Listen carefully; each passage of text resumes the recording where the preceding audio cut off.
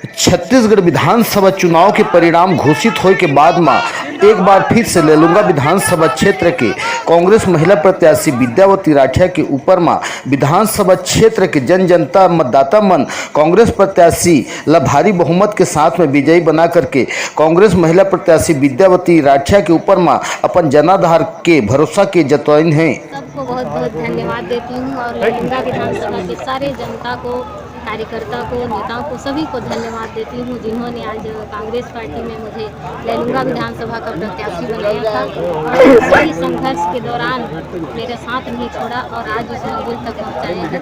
मैं उनको बहुत धन्यवाद और जीत का एक अच्छा महिला प्रत्याशी होने के नाते लेलुंगा विधानसभा में मिला, उसके लिए भी मैं सभी को धन्यवाद देती हूँ। आप लोगों को भी धन्यवाद देती हूँ जिन्होंने मेरा सहयोग किया।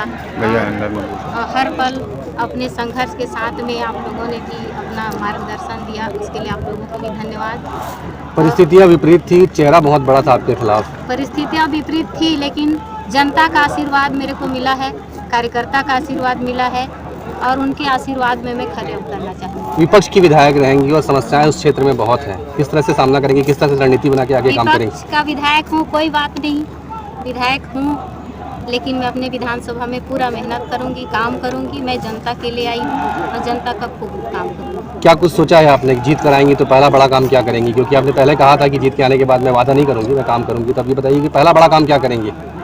मेरा काम लेलुंगा विधानसभा में हमारे क्षेत्र में बहुत सारी कंपनियां हैं, मैं लोगों को वहां रोजगार का एक पहला मेरा काम रहेगा रोजगार दिलाना और रोड की जो व्यवस्था है लेलुंगा विधानसभा में अभी दौरान के मैं जनसंपर्क की उसमें मैं देखी हूँ कि रोड की बहुत ही कमी है, तो मेरा दूसरा यही प्राथमिकता रहेगा। Thank you.